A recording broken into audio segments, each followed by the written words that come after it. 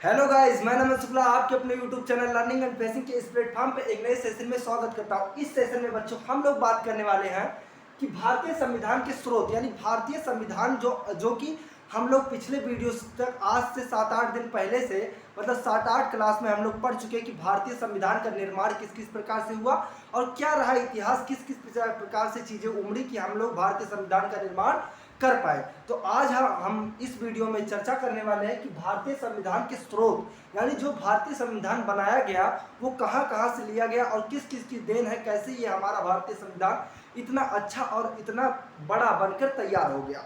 जैसा कि पिछली वीडियो में हम लोग बच्चों बात किए थे कि भारतीय संविधान के निर्माण में हमारा क्या हुआ था, प्रारूप समिति ने वाचन की प्रक्रिया की थी, यानी 3 वाचन हुए थे और 3 वाचन होने के बाद में 26 नवंबर 1949 ईस्वी को 284 सदस्यों ने 299 सदस्यों में से 284 सदस्यों ने पूर्ण रूप से हस्ताक्षर कर उसे संविधान सभा के रूप में एक्सेप्ट कर लिया था और 4 प्रावधान कहीं ना कहीं लागू हो गए थे जिसे हम लोग चर्चा किए थे। तो उम्मीद करता हूं कि आप पिछला वीडियो सही से समझ पाए होंगे। इस वीडियो में हम लोग बच्चों बात करने वाले हैं कि भारतीय संविधान के स्रोत किन किन प्रकार से हैं और कैसे कैसे हैं। तो आप लोग कृपया करके पूरी वीडियो को देखिएगा। तो हमारा पहला ही टॉपिक आता है संविधान, यानी संविधान जो कि पूर्ण रूप से तैयार हो गया बनकर। इस संविधान को पूर्ण रूप होने में यानी इस सब पूरी प्रक्रिया होने में जब से कैबिनेट मिशन बैठी थी और चुनाव हुआ था, पूर्ण बहुमत हुआ था जिसमें कांग्रेस को वो 208 सीटें पाई थी। तो उन सब से लेकर के और जब तक संविधान निर्माण हुआ तब तक कितना टाइम लगा, इस चीज़ों को हम लोग देखने वाले हैं। तो संविधान को पूर्ण रूप से निर्मित होने में 2 वर्ष 11 माह और 18 दिन का समय लगा। यानी कहीं ना कहीं इस पूरे संविधान को बनाने में आप सोचिए कि संविधान को जब लागू करवाने के लिए या संविधान नाम के चीज़ को यानी उसको नाम लेने के लिए जब हम लोग 1895 ईस्वी में अप्रत्यक्ष रूप से बाल गंगाधर तिलक ने किया था, उसको प्रत्यक्ष करने में जब 1934 तक लग गया। तो आप सोचिए कि इतना समय जब केवल संविधान की मांग के लिए किया गया तो इतना बड़ा संविधान हमारा 2 वर्ष 11 माह 18 दिन में ही बनकर तैयार हो गया। इस अंदाज से आप लोग ये अंदाज़ा लगा सकते हैं कि जो भी लोग हमारे भारतीय संविधान यानी उस मंडली में या उस में बैठते थे, जो लोग थे वो कितने पढ़े लिखे रहे होंगे, कितने डिग्री लिए रहे होंगे। डॉक्टर भीमराव अम्बेडकर जो कि उन्होंने वाचन का काम संभाला था, यानी कहीं ना कहीं संविधान सभा में एक ऐसे हिस्से में भाग लिया था जो बहुत ही टफ यानी बहुत ही कठिन था। ठीक, तो यहाँ तक चर्चा हम लोग कर चुके थे कि संविधान सभा को निर्मित होने में 2 वर्ष 11 माह 18 दिन का समय लगा। उसके बाद में आता है संविधान निर्माण में लगभग जो खर्चे हुए यानी कितना खर्च हुआ हमारे संविधान को निर्माण करने के लिए, 64 लाख रुपयों का खर्चा आया था। उस समय की बात है, आज की बात नहीं है। यानी जब संविधान सभा निर्माण हुई तो संविधान सभा को निर्माण यानी बनाने में जो पूर्ण रूप से खर्च लगा वो 64 लाख रुपयों का खर्च उस समय आया था। और तीसरा पॉइंट हमारा ये है कि संविधान निर्माण होने यानी संविधान निर्माण की कार्यवाही को 53,000 व्यक्तियों ने देखा। कहीं ना कहीं जो संविधान सभा बन रही थी वो हमारी एक प्रकार से एक संविधान ही नहीं था, एक प्रकार से आईना ही नहीं था, कहीं ना कहीं वो भारत के हर एक उस नागरिक पर डिपेंड थी, यानी कहीं ना कहीं सबका भविष्य था, क्योंकि संविधान एक रूप से हमारा सरकार का काम करती है। ठीक, तो यानी इस संविधान को यानी संविधान के निर्माण की कार्रवाई को जो जो चीज़ें उसमें लाई गई उसको 53,000 व्यक्तियों ने उस समय देखा। यानी जब संविधान सभा निर्माण हो रही थी तो 64 लाख रुपए की खर्च आई, 2 वर्ष 11 माह 18 दिन का समय लगा, 53,000 व्यक्तियों ने उसे देखा। इतना क्लियर हो गया होगा। चौथा पॉइंट आता है कि संविधान निर्माण के दौरान 11 अधिवेशन हुए, यानी कहीं ना कहीं 11 बैठकें बुलाई गई, 11 अधिवेशन, और जिसमें 114 दिन चर्चा हुई, 114 दिन तक बहस हुई। यानी कैसे इतनी बहस, जब अधिवेशन केवल 11 हुआ और बहस इतनी।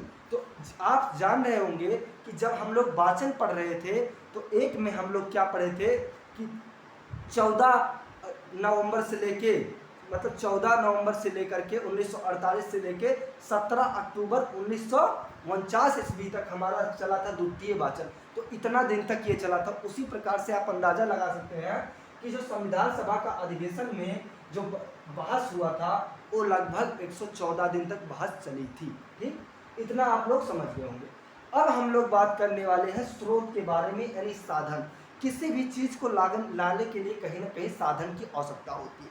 तो जब हमारा संविधान बनाया जा रहा था तो सभी चीज़ को अगर देख देख के बनाया जाता तो कहीं ना कहीं इतना लंबा संविधान बन भी नहीं पाता।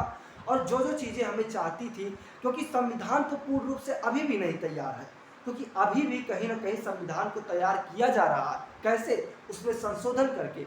आप देखते हैं हर बार कोई ना कोई एक्ट पारित होता है, यानी उसमें संशोधन आती है, कुछ गड़बड़ी रहती है तो उन्हें हटाया जाता है। यानी संविधान की निर्माण की प्रक्रिया कहीं ना कहीं अभी बंद नहीं हुई है, वो चल ही रही है।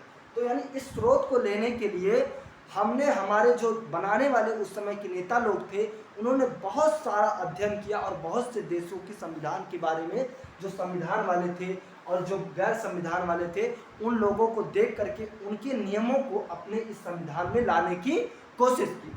तो स्रोत में हमारा सबसे पहला स्रोत आता है हमारा केवल जो भारत शासन अधिनियम 1935 का था, यानी जिसमें कांग्रेस कर रही थी। यानी ये भारत शासन अधिनियम 1935 से हमारा क्या क्या लिया गया है, इस चीज़ के बारे में हम लोग यहाँ पे चर्चा करने वाले हैं। पहला संघीय व्यवस्था यहाँ से लिया गया है। संघीय व्यवस्था अभी आपको सही से समझ नहीं आएगा, ये आगे आने वाली वीडियोज़ में हम लोग समझेंगे। संघीय व्यवस्था ये होती है कि किसी को किसी से मतलब नहीं, जैसे न्यायपालिका को कोई मतलब नहीं, विधानसभा को संसद से कोई मतलब नहीं, ये होती है संघीय व्यवस्था। तो इसको हम आगे चर्चा करेंगे। दूसरा, न्यायपालिका का ढांचा, यानी न्यायपालिका किस प्रकार से, सर्वोच्च न्यायपालिका, हाई कोर्ट है यानी सुप्रीम कोर्ट, उसके बाद अधीनस्थ न्यायपालिका। जैसे कि संघीय में आप ये इसमें कार्यपालिका में देखते होंगे कि कोई किसी के कार्य में हस्तक्षेप नहीं कर सकता, लेकिन न्यायपालिका में अगर सर्वोच्च न्यायपालिका को लगता है कि उच्च न्यायपालिका यानी उच्च न्यायालय कहीं ना कहीं कुछ गड़बड़ की है, तो उसको रद्द करके अपने पास बुला सकती है, इतना शक्ति होता है। तो इस ढांचा को भारत शासन अधिनियम 1935 के तहत लिया गया। तीसरा, शक्तियों की वितरण की 3 सूचियाँ, जो हम लोग पढ़ते हैं, कार्यपालिका, न्यायपालिका और विधायिका, ये सब तीनों जो शक्तियाँ हैं, ये हमारा भारत शासन अधिनियम से लिया गया है। चौथा आता है लोक सेवा आयोग। पांचवा, राज्यपाल का पद। और फिर राजनीति का आधारभूत ढांचा, यानी कहीं ना कहीं जो राजनीति का आधारभूत ढांचा है, वो राजनीति आप समझ भी रहे होंगे कि भारत में सबसे पहले से ही हो रहा है, राजनीति ही हो रहा है, क्योंकि उस समय भी गांधी जी को लोग बुरा कहने वाले थे और कहीं ना कहीं लोग समझने वाले बात थे। यानी कहीं ना कहीं राजनीति हमारे इस भारत में पहले से ही थी। तो इस भारत शासन अधिनियम के द्वारा राजनीति का पूरा आधारभूत ढांचा भारत शासन अधिनियम से लिया गया है। प्रशासनिक वितरण भी भारत शासन अधिनियम से लिया ही गया है। ओके, तो हम उम्मीद करते हैं कि ये भारत शासन अधिनियम से जो भी उपबंध लिए गए हैं वो आपको समझ में आया होगा। दूसरा आता है ब्रिटेन का संविधान, यानी ब्रिटेन के संविधान से क्या क्या चीज़ें ली गई हैं। ब्रिटेन के संविधान से सबसे पहले लिया गया है संसदीय व्यवस्था, यानी संसदीय व्यवस्था जो भी हमारे संसद में बैठा जाते हैं, जितनी सीटें होती हैं, इन सब बारे में जो होती है, ये हमारी संसदीय व्यवस्था ब्रिटेन के संविधान से लिया गया है। और दूसरा आता है द्विसदनीय व्यवस्था, यानी आगे आप लोग पढ़ेंगे कि निम्न सदन और उच्च सदन कैसे बैठता है। तो ये जो द्विसदनीय व्यवस्था है, ये भी हमारा ब्रिटेन के संविधान से लिया गया है। तीसरा आता है संसदीय विशेषाधिकार।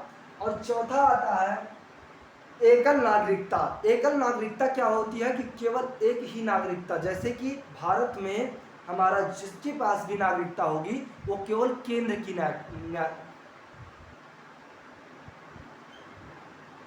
नागरिकता होगी, यानी केवल केंद्र की नागरिकता भारत में होगी। जैसे कि क्या होता है, भारत में केंद्र भी है और अपना अपना राज्य भी है।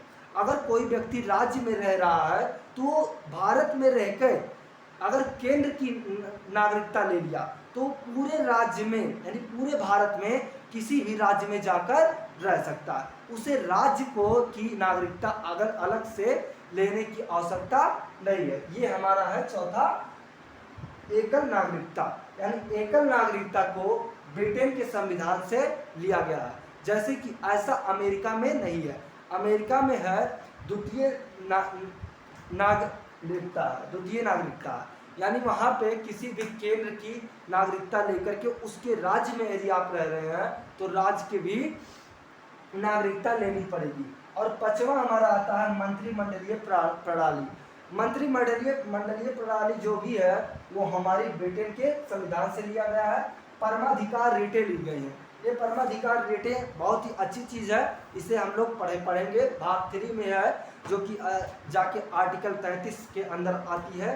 इसको हम लोग पढ़ेंगे, 4-5 टू है। उसके बाद में 7वां आता है विधायी प्रक्रिया। राष्ट्रपति और प्रधानमंत्री भी हमारा ब्रिटेन के संविधान से लिया गया है। तो उम्मीद करता हूं कि इस वीडियो में आप लोग जो भी पढ़े होंगे वो समझ में आया होगा। आगे आने वाली वीडियोज़ में हम लोग थोड़ा और देखेंगे कि अमेरिका के संविधान से क्या क्या लिया गया है, फ्रांस के संविधान से क्या क्या लिया गया है। इन सब बातें पे हम लोग चर्चा करेंगे। उसके बाद हम लोग देखेंगे संविधान में क्या क्या चीज़ें हैं, यानी संविधान सभा की अच्छाई बुराई के बारे में देखेंगे और इन सब बारे में हम लोग चर्चा करेंगे। तो उम्मीद करता हूँ कि इतना वीडियो आप लोगों को समझ में आया हो। Thank you for class.